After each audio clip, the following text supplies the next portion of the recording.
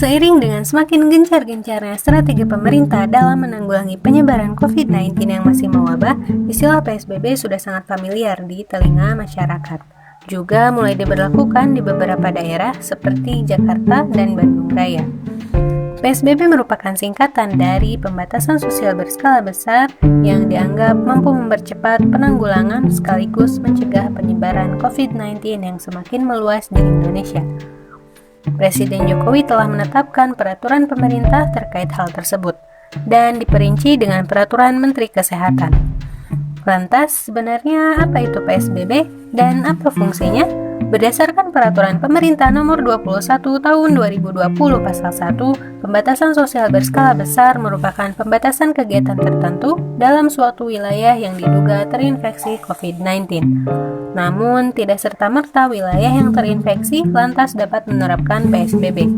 Ketentuannya adalah jumlah kasus atau kematian akibat penyakit meningkat dan menyebar secara signifikan secara cepat ke beberapa wilayah, serta wilayah yang terdapat penyakit juga memiliki kaitan epidemiologis dengan kejadian serupa yang terdapat di wilayah atau negara lain.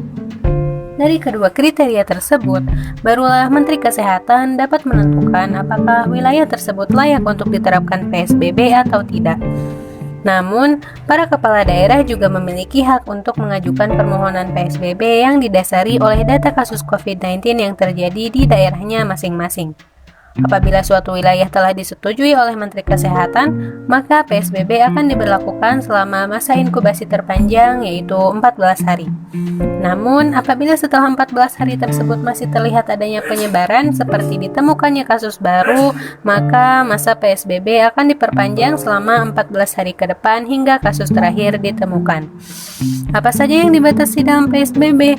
Berbeda dengan himbauan social distancing, PSBB dapat dikatakan menerapkan peraturan yang jauh lebih ketat untuk masyarakatnya.